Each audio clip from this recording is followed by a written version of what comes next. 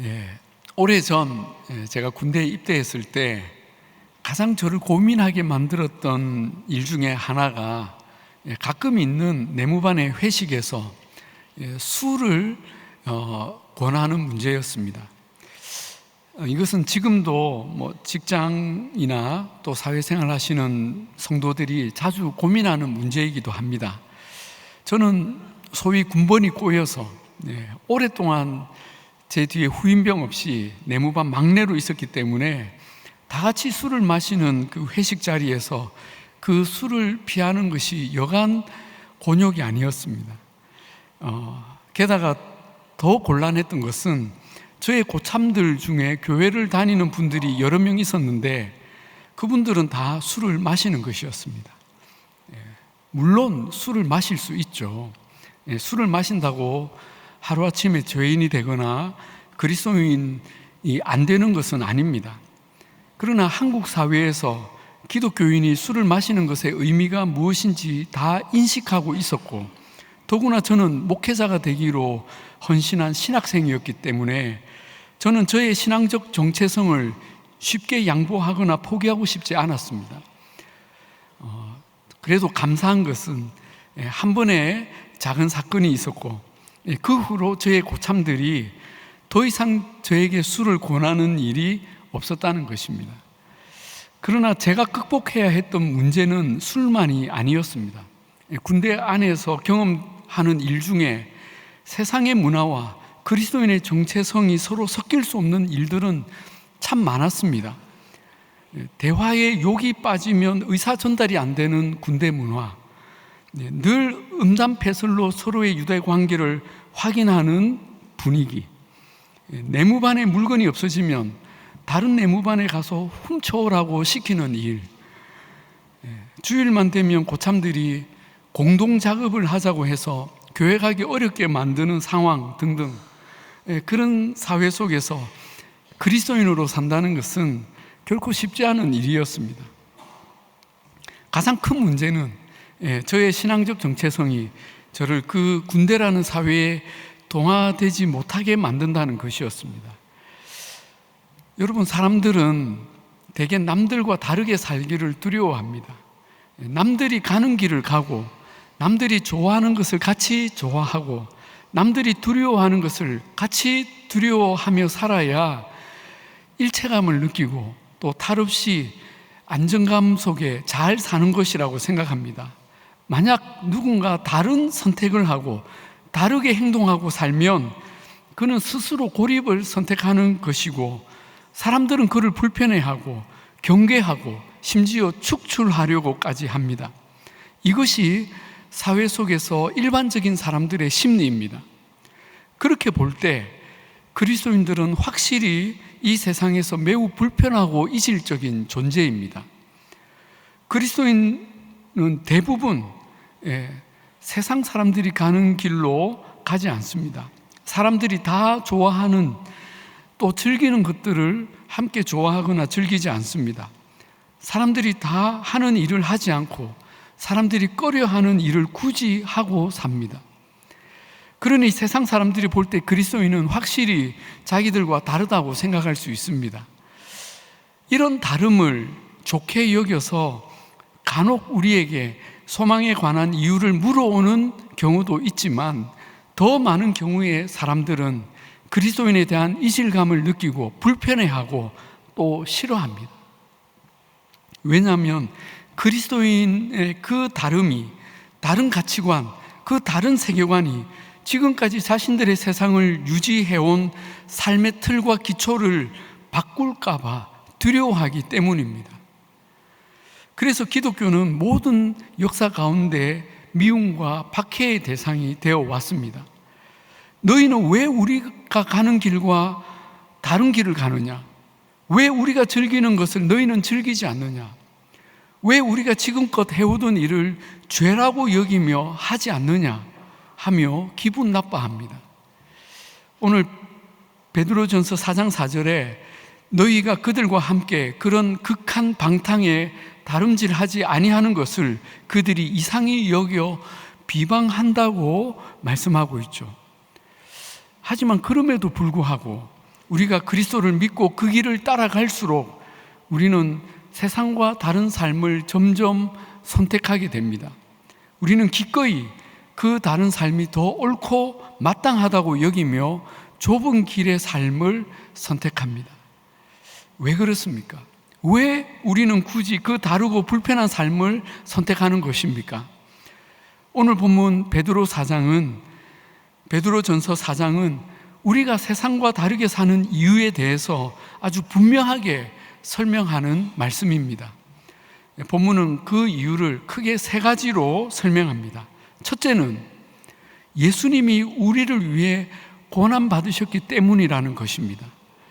1절에 그리스도께서 이미 육체의 고난을 받으셨으니 너희도 같은 마음으로 갑옷을 삼으라. 이는 육체의 고난을 받은 자는 죄를 그쳤음이라 말씀합니다. 자, 이 말씀은 그리스도께서 고난을 받으시고 십자가에서 죽으신 일이 우리가 이 땅에서 예수님을 따르게 된 결정적인 이유라고 설명하죠. 그런데 여기 너희도 같은 마음으로 갑옷을 삼으라 한 것은 우리도 그리스도께서 고난에 대해 가지셨던 그 담대한 마음과 태도와 결단으로 무장하라는 뜻입니다. 또 육체의 고난을 받는 자는 죄를 그쳤다는 이 말씀은 그리스도가 고난 받으실 때 그분과 연합된 우리도 그분 안에서 함께 고난에 동참함으로 죄에 대하여 죽은 자가 되었다는 사실을 의미합니다. 물론 우리는 여전히 죄의 유혹과 압박을 받고 삽니다. 그러나 우리는 법적으로 죄의 속박과 형벌에 매이지 않는 자유함을 얻게 된 것입니다. 우리를 이처럼 새로운 존재로, 새로운 생명으로 바꾸기 위해 그리스도께서 어떤 대가를 치르셨는지 우리는 잘 알고 있습니다. 바로 생명을 대가로 치르셨습니다. 그것을 안다면 우리는 더 이상 그리스도를 알기 전과 같이 죄의 지배를 받는 삶으로 다시 돌아갈 수 없다는 것입니다. 마치 자신의 망가진 간을 살리기 위해 형이 운동선수의 꿈을 포기하고 간 이식 수술을 해주었다면 그 대가를 아는 동생이 다시 예전처럼 술과 유흥과 과로로 자기 그 간을 혹사시키는 자신의 삶을 방임하는 그 길로 돌아갈 수 있겠습니까? 친구들이 매일같이 찾아와서 너 왜 이제 우리랑 같이 놀지 않니? 유혹하고 설득해도 그들을 따라 다시 술집으로 갈 수 있겠습니까? 자기 형이 자기를 살리기 위해 어떤 대가를 치른 것을 알기 때문에 절대로 돌아갈 수 없습니다. 자신의 유학 자금을 마련하기 위해 아버지가 평생 아끼셨던 자동차를 팔고 또 작은 집으로 이사한 것을 아는 자식이라면 유학을 가서 친구들과 어울리며 노느라 그 공부를 등한시할 수 있겠습니까? 결코 그럴 수 없습니다. 지금도 그 아버지를 생각하며 자기는 더 열심히 공부하게 될 것입니다. 마찬가지로 우리가 지금 누리는 모든 은혜와 축복은 예수님께서 십자가에서 받으신 고난과 희생을 대가로 주어진 것을 우리는 압니다. 그렇다면 우리가 어떻게 다시 이전의 삶으로 돌아갈 수 있겠습니까? 그래서 그 다음 2절에 베드로는 우리의 변화와 결단을 이렇게 설명합니다. 그 후로는 다시 사람의 정욕을 따르지 않고 하나님의 뜻을 따라 육체의 남은 때를 살게 하려 함이라. 너희가 음란과 정욕과 술 취함과 방탕과 향락과 무법한 우상 숭배를 하여 이방인의 뜻을 따라 행한 것은 지나간 때로 족하도다. 그렇습니다. 우리는 여전히 세상 속에서 수많은 죄의 유혹을 받으며 삽니다. 그러나 우리가 그런 모든 유혹을 피하고 이전과 다르게 살기로 결단한 것은 우리를 위해 십자가에서 고난받으신 예수님을 알기 때문입니다.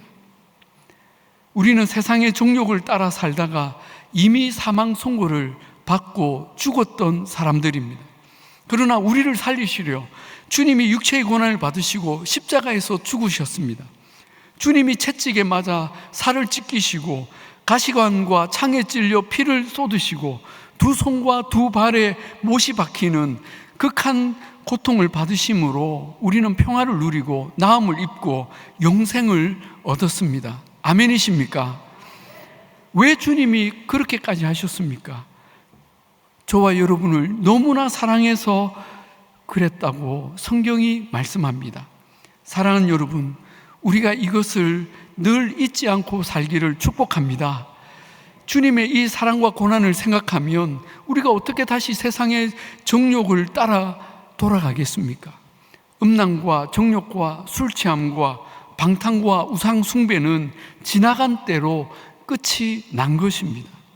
이제는 우리가 살아도 주를 위하여 살고 죽어도 주를 위하여 죽는 것이 우리에게 마땅한 삶의 길인 줄로 믿습니다.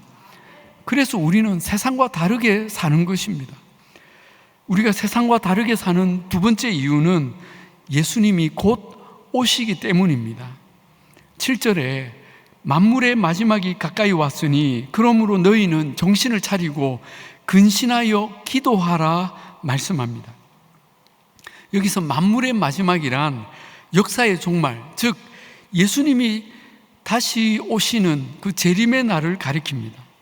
우리는 개인적으로나 또는 역사적으로 머지않은 미래의 종말을 경험하게 될 것입니다. 그리고 우리는 다 주님 앞에 서게 될 것입니다. 그러나 많은 사람들이 이 분명한 사실을 깨닫지 못하고 또 평소에 잘 느끼지 못하고 삽니다.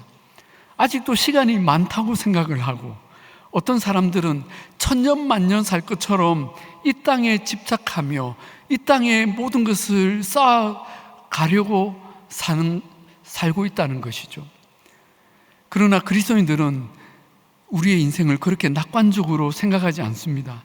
만물의 마지막이 가까이 오고 있음을 항상 인식하기 때문에 출애굽하던 밤에 이스라엘 백성들이 했던 것처럼 발에 신을 신고 허리에 띠를 띠고 손에 지팡이를 잡고 사는 것입니다. 나그네처럼 언제든 떠날 채비를 하며 사는 것이 우리의 삶입니다. 어떤 분이 우리의 인생을 마치 버스를 타는 것과 같다고 한 말이 지금도 기억이 납니다. 버스는 출발하는 시작점이 있고 마치는 종점이 있습니다. 그런데 대부분 사람은 그 버스 노선의 중간쯤 어디선가 타서 중간 어디쯤에서 내리죠. 타는 순서는 있지만 내리는 순서는 따로 없습니다. 그리고 처음부터 종점까지 가는 사람은 운전사 한 명뿐입니다. 운전사만이 그 전체 길을 알고 그 노선대로 버스를 운행합니다. 그래서 버스 운전사는 자기가 곧 길입니다. 그렇다고 아무데나 가지는 않습니다. 타는 사람은 그 운전사를 믿고 버스를 타고 내리는 것이죠. 또 한 가지 분명한 것은 우리가 중간에 내리든 종점에 내리든 우리는 언젠가 모두 이 버스에서 내리게 될 것이고 종점이 매우 가까이 오고 있다는 사실입니다. 우리가 내릴 곳이 가까이 오고 있습니다.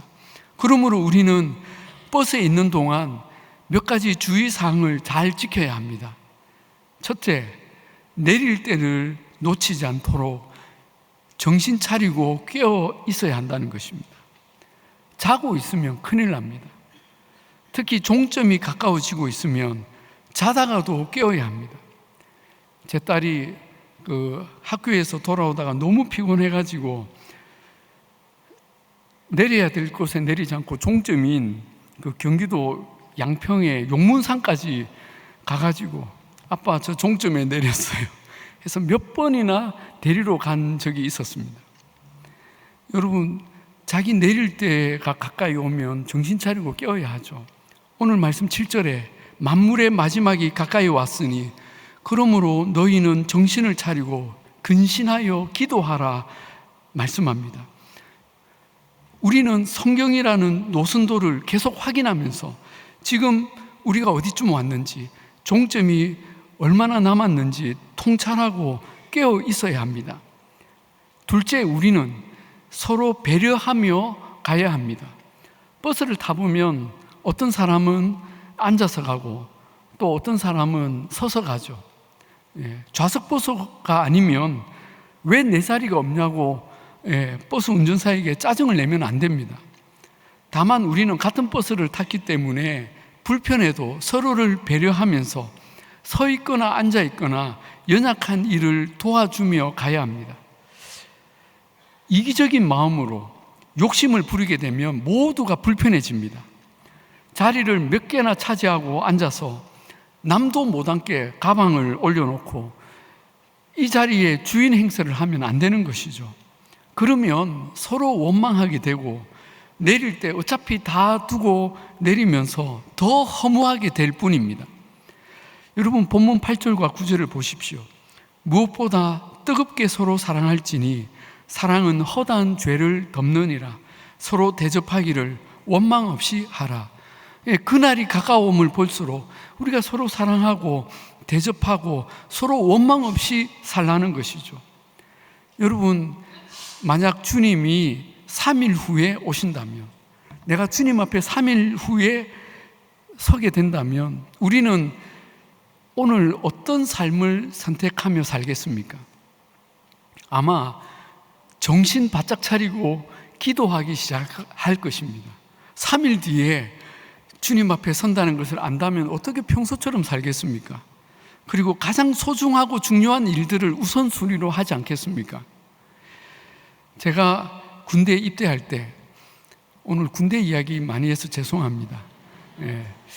저의 입영 영장이 동사무소 방위병의 행정실수로, 그때는 똥빵이라고 불렀는데 그 똥빵이가 실수를 해서 3일 전에 그 영장이 전달이 된 것입니다. 얼마나 황당합니까? 언젠가는 입영 영장이 올 줄 알았지만 대부분 한 2달 전에 나오는데 이 행정병의 실수로 입대 3일 전에 영장이 나온 것이죠. 너무 어이가 없었습니다. 그러나 마냥 그렇게 넉넉히 있을 시간이 저에게는 없었습니다. 저는 빨리 정신을 차리고 이 남은 3일간 무엇을 할지를 빨리 생각해야 되었습니다. 제가 그 3일간 무슨 일을 했겠습니까?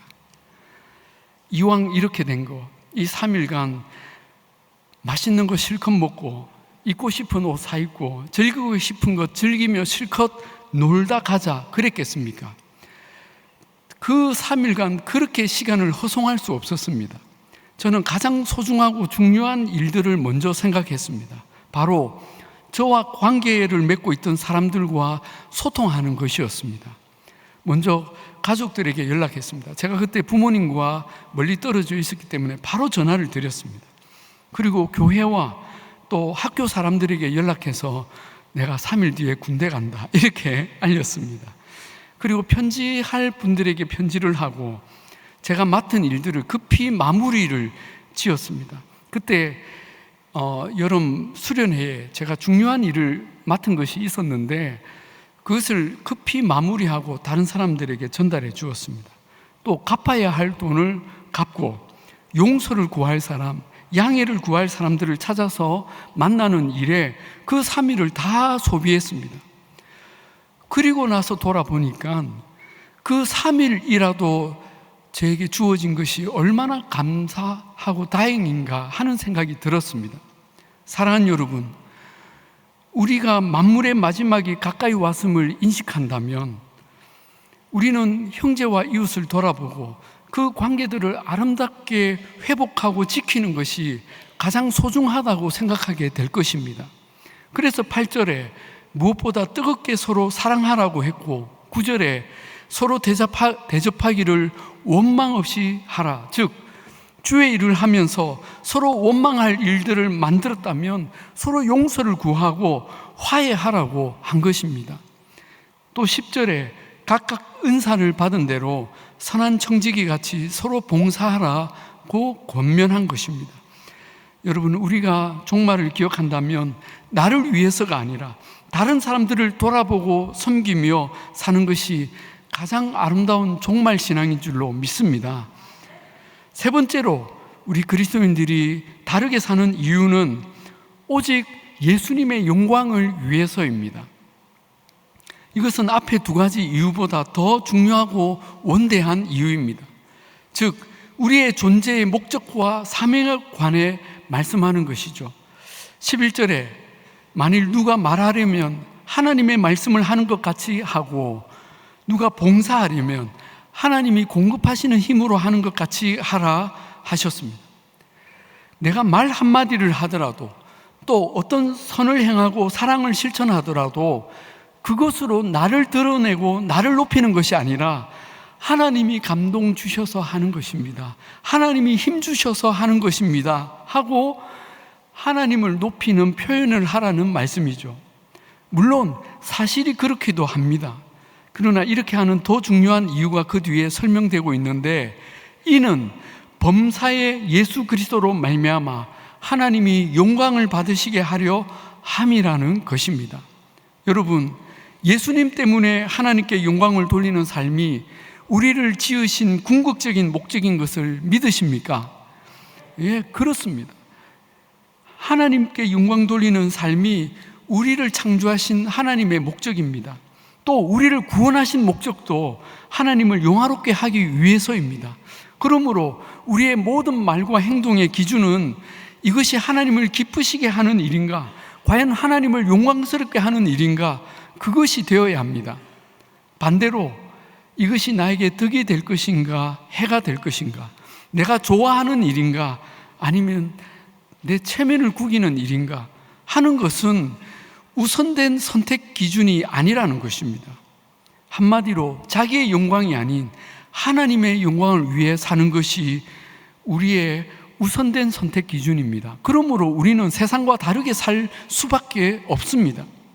때로는 내가 손해보고 내가 부담스럽고 내 체면과 자존심을 상하게 하는 일이라도 하나님이 원하시고 하나님을 영화롭게 하는 일이라면 기꺼이 선택하는 것입니다. 반대로 내가 좋아하고 즐기고 나에게 큰 유익이 되는 일이라도 하나님의 영광을 가리는 일이라면 기꺼이 포기하고 거부하는 것이 우리의 선택입니다.